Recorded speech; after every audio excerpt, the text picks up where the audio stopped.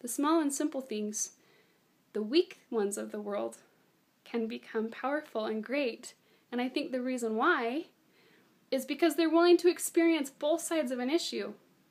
If you only experience success and you think the world is just one-sided, you never experience the opposite side or learn from it, you have a limited intelligence because you don't have the whole picture. So that's a value of being willing to experience pain and experience the whole picture. The second thing with this brain type, this program here, I'm going to say program because I intuitively believe, I've seen this with some people and I'm looking for more examples because I want to make sure that I have facts before I start teaching people how to do this, but I actually think it's possible. I do think of these brain types as brain programs, and I think you can download other ones and start to learn how to use them. And there's training things you can do to start to access those other parts of your brain. But first, we got to learn to work with the one you've already got, right? It's just like your computer. This just happened to me with my MacBook. It was like, started downloading all these new programs and da-da-da-da.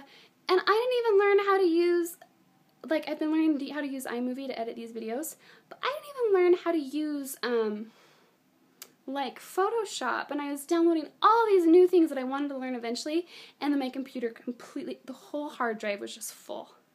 And I couldn't edit anymore because I had no space. And it actually made things really difficult and frustrating because it was like more than I was able to handle. And if you're trying to like get good at everything all at once, it's like master of none. You know, you don't really learn. So it's good for us to first take one program, the current program that our brain is programmed with, and then let's learn to use that the most efficiently. Because some people have that program installed and they are not using it well, or they're creating bugs in their own program. So we're going to really look into that because that's first, and if you get that down, then okay, maybe we're ready to download another one and to start working with that. But only a couple at a time. We got to learn, we want to be proficient in what we already have, right? So that's what we're going to be going over in these videos. So again, back to the INFP brain program, with empathy, okay? Here is the key. When you're listening to somebody, to optimize your program, to be functioning at full speed, strive to have a heart of Christ as you listen to somebody. And strive to have an evaluating mind that, you already do, but instead of looking for everything that's wrong in them, or instead of over-idealizing them and just being like, oh, they're like the best thing ever, they're so much better than me, or blah, blah, blah. Those two things they're cutting out the truth. They're two extremes. It's black and white. You're not going to get the full picture when you're listening. So when you listen, when you're empathizing with someone, since your brain is already starting to flow and use all of the brain to pick up extra information, which is invaluable, strive to pray, believe, strive to have a heart of Christ. Because Christ, he's inquisitive, he's interested, but non-judgmental. He just wants to take in the information. So when he's listening, he's not being like, oh, and then that means that you're a total blah, blah, blah, blah. He's not applying a lot of judgment. The second thing is he's also not over-analyzing where he cuts out his heart. He's lovingly listening, but also intellectually listening in a non-judgmental way. And your brain can do that. It's specific. This program is specifically wired to do that. But the only way you can unlock that is to have a heart of Christ, which means Christ was not a pushover. He's not going to like listen to someone and be like, I agree with everything that you say. He's just like, you are what you are in this moment, and I want to experience you, and I love you. I love your flaws. I love the good things about you. I mean, it does recognize differentiality in intelligence and in abilities. It does. But it's not it's loving. It's loving and it's taking in. It's really cool. It's a very flow-like state. So every time that you can do that, you will obtain the true essence of that person and their intelligence. And your brain can store it and file it for later use and it can be very helpful to help heal other people. Like, sometimes I'll be talking to someone, and I'll be like, oh my gosh, I'm going to use code Brad.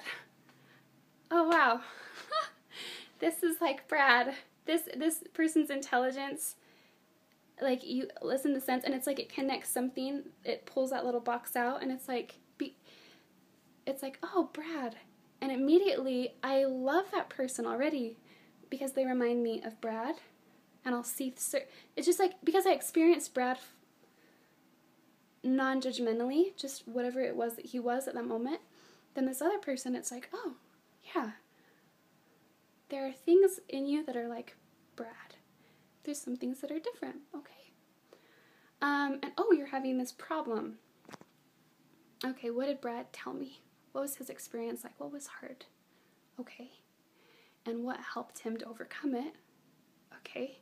And since some of your intelligence is very similar to Brad, what do you think about this?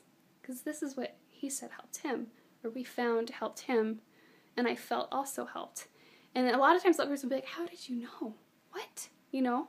Not all the time, but a lot of times. It's like, they're like, how? That is uncanny. How did that happen? And I found that the only way like that happens is if I really loved that person and non-judgmentally just experienced them. If I have my own judgments or my own ego gets in the way and it's like, well, I think that he was this, and you're so much like that, blah, blah.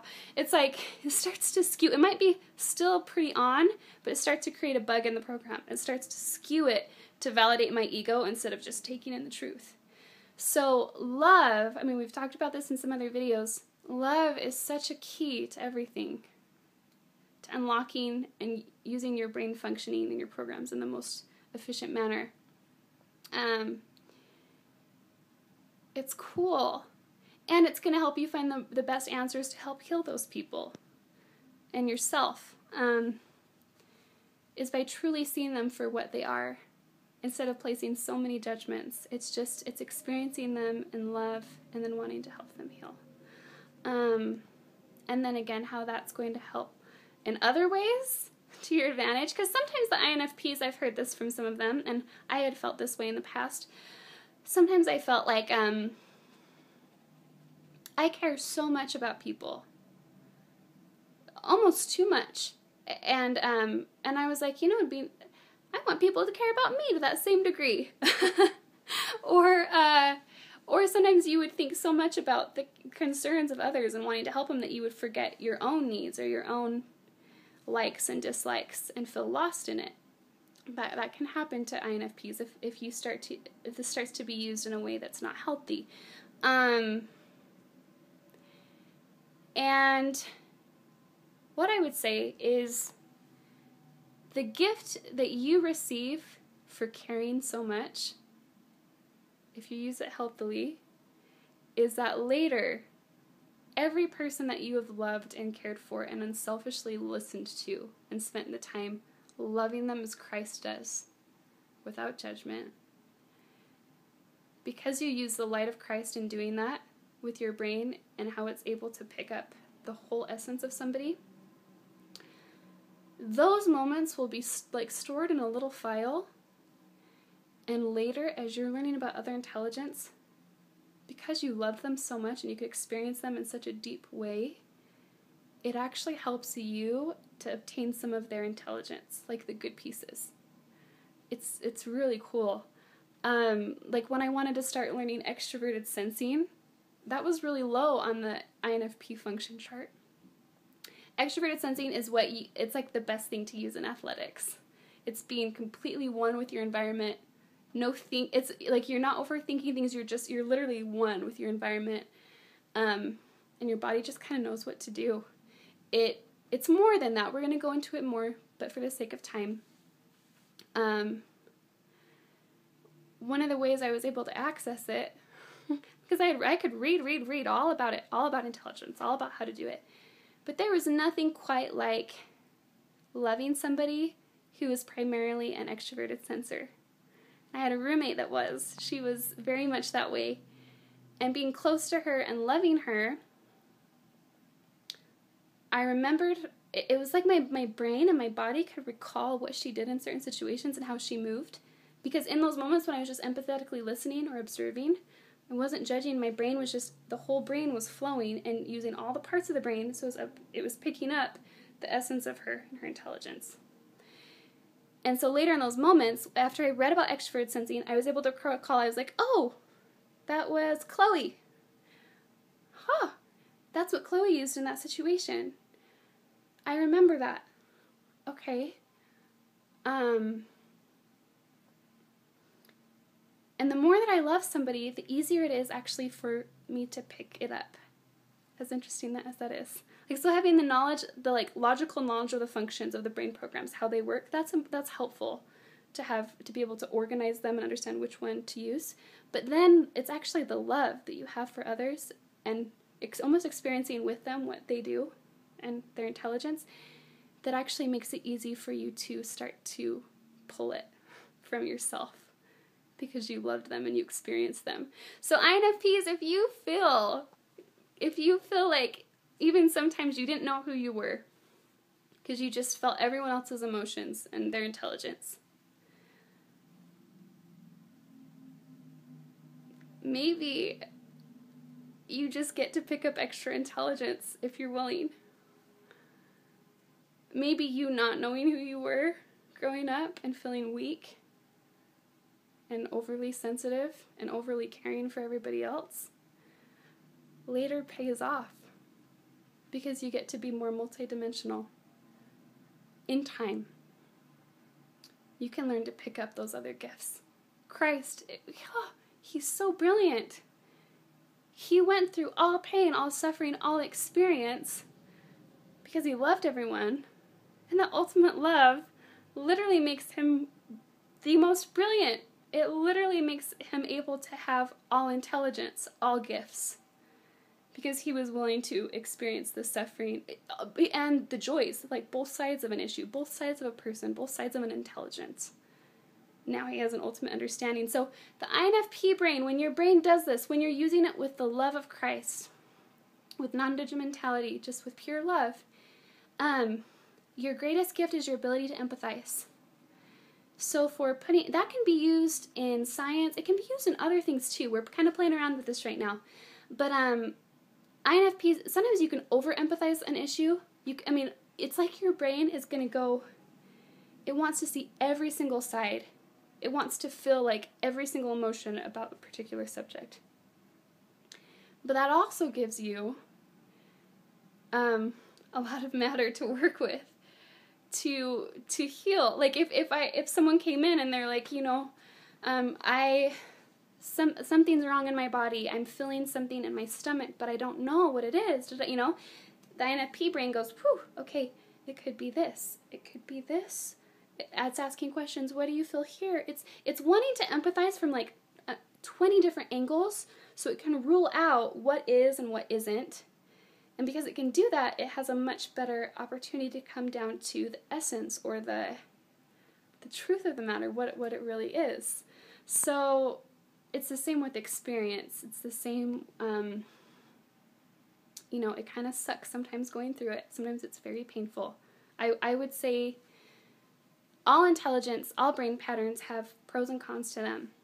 And the INFP is going to be very painful at times. But if you have faith, if you have love, if you're willing to experience the pain without getting angry, and for you men, if you feel sensitive, INFP men, they have a sensitive side.